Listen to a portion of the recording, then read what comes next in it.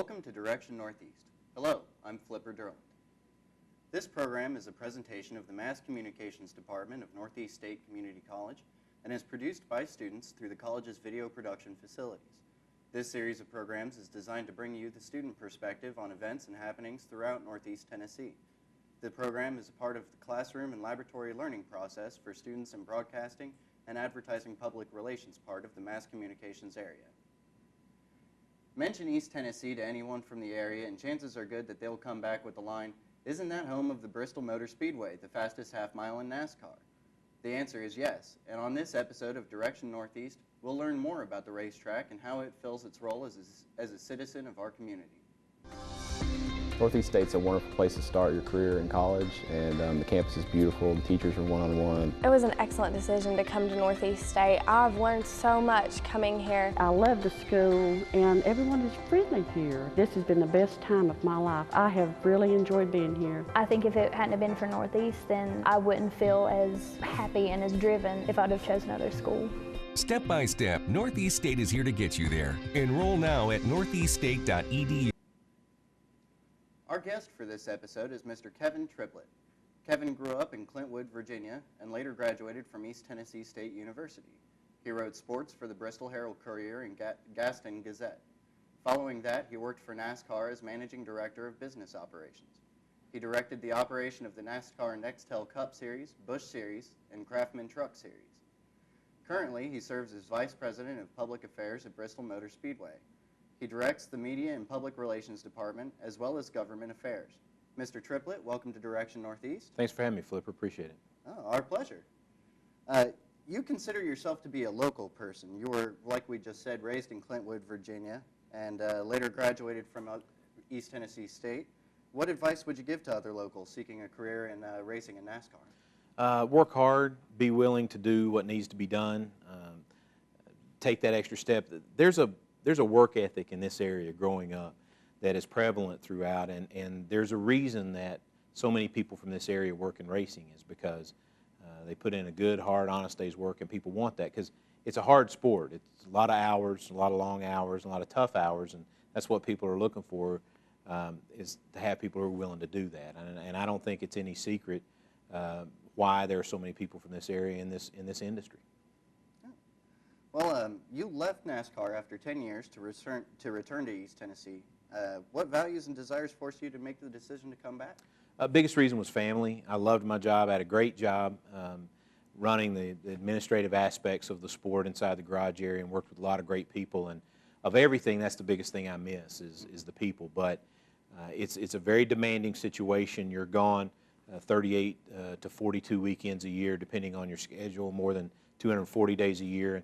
I grew up in this area, went to school in this area, my first job was in this area, my wife is from here, and all of our families are here. And we were 700 miles away from home, and I was more than that on most weekends. I was all over the country traveling with the circuit, and we wanted to move home and raise our family here, and it's a great place to be, it's a great place to work and live, and that was the motivation.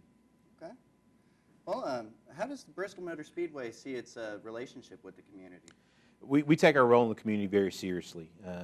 The events that we have at the Speedway and Dragway throughout the year generate more than $450 million in economic impact, direct economic impact, and nearly $2 billion in indirect economic impact, meaning those dollars turned over 3 or 4 times.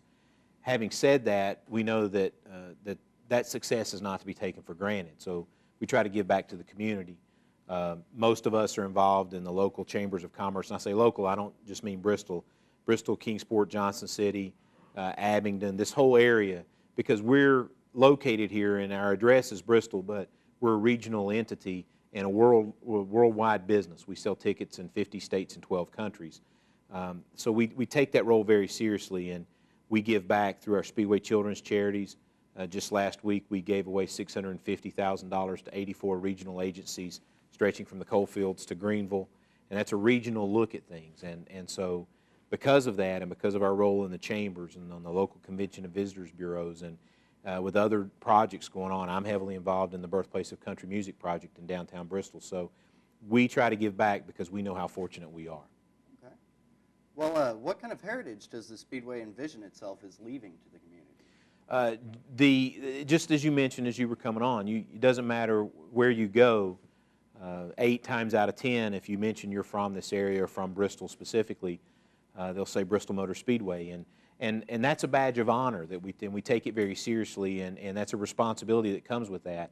But it's not just what we do, the 75 people who work at the Speedway. It is representative and reflective of this community and the way the people of this area embrace the events we have, and take people in and around the country with the other to the other racetracks. It is different here in the way that people embrace the fans when they come into town. It's not that that's not done at other places. It's just not done in the same fashion. There's an element of hospitality here. And so it is truly a conglomerative effort and a community effort, and we're very fortunate to have that type of ambassadors in this area who take that in. Oh, certainly, and I'm sure much of the community feels the same way in verse. Well, we're glad to be here. Our boss, Bruton Smith, who owns the racetrack and owns 8 others through Speedway Motorsports, his company, has said many times, I could build another Bristol. I can't put it where it is. And so you can build another racetrack like this. That doesn't mean that all the pieces would fit together the way it is here, because the racetrack is a huge part of it, but there are other things here that you can't replicate in other areas. Absolutely. Well, and speaking of Bruton Smith, the Bristol track owner, he made a public offer of $20 million apiece to the Universities of Tennessee and Virginia Tech to schedule a non-conference football game between the Volunteers and the Hokies. The Hokies were interested, but the Vols weren't.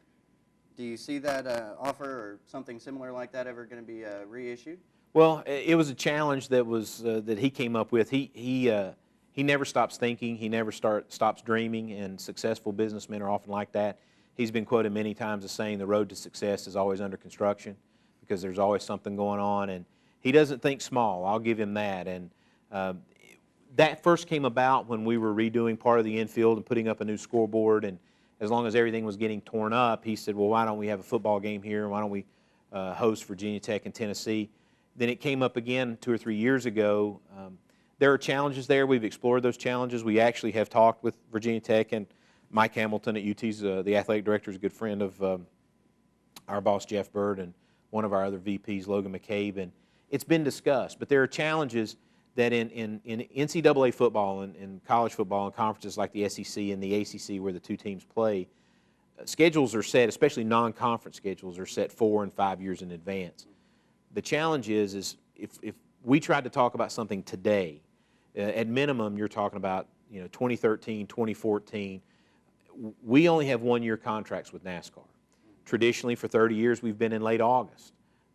We don't know that we'll always be there. Having 1-year contracts, they could come back 2 years from now after we've signed an agreement with these colleges and say, we want you guys to run your race in October. That changes everything dramatically, because we would have to change everything at our facility inside to facilitate football teams, locker rooms, shower facilities, sidelines, things like that. And also $20 million. Our boss was very generous with that, and by last check, the teams that make the Bowl Championship Series championship game, the BCS championship game, do not get $20 million each. So I don't think the NCAA would allow a singular game between 2 teams to be paid more than the BCS championship game. And beyond that, you know, who gives up a home game? Is it an added game to both of their schedules when the ACC and the SEC both have championship games, so there's already an added game? Great concept, creates a lot of issues.